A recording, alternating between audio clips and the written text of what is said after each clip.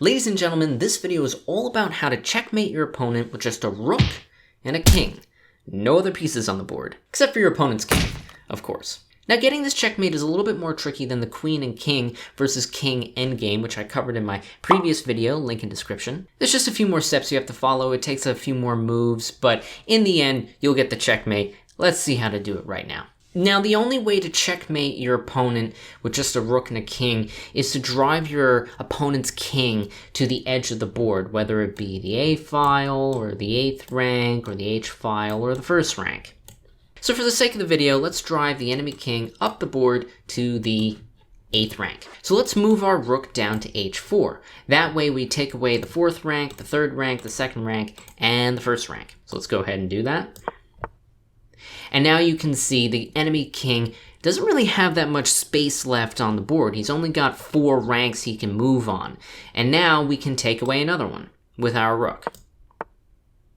Now the king moves towards our rook. Now, we can't move the enemy king any further up the board with our rook right now, because if we move to H6, he can just move to, E5, and now he's got all this room on the bottom of the board to run to. So the rook is fine right where he is right now. The next thing we have to do is move our king into the action. So let's go to B2.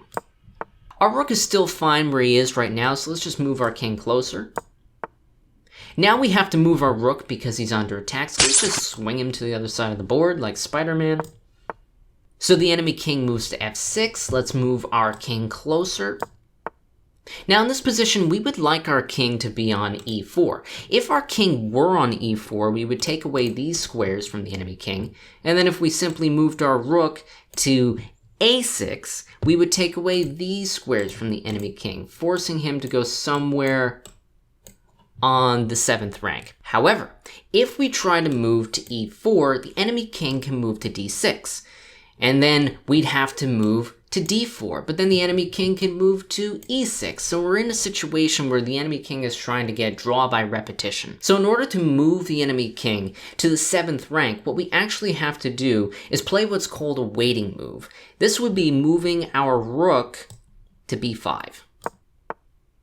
Now, the enemy king has to move on to either, he would have to move to F6. In this position, he moved to D6. And now our king takes away these squares, and we can move our rook up and take away these squares. So let's go ahead and do that.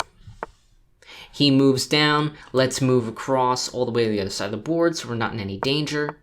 And now in this position, if we move to E5, the enemy king will either have to move to E7 or C7. If he goes to E7, we'll move our rook to the 7th rank, and then he'll be forced to move to the 8th rank. If he runs back to C7, we'll just chase him down with the king. He'll keep running, we'll keep running until he reaches the end of the board. Our king will be here, and he'll have to run back to B7, and then we'll move our rook up anyway and move him to the 8th rank. So let's go ahead and move to E5.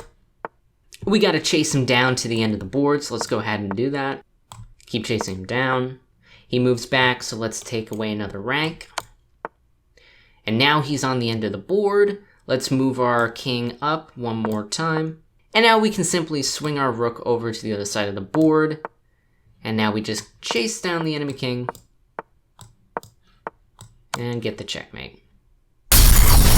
So that's how it's done. That's how you get the checkmate with just a king and a rook. Be sure to leave a like on this video if you liked it. Go ahead and subscribe and turn on post notifications. Comment down below if there's any other fundamental chess positions you'd like to see me cover, and I will put all those ideas into my video making queue. With all that being said, my name's Peter. Thanks for watching, and I will see you all in the next video.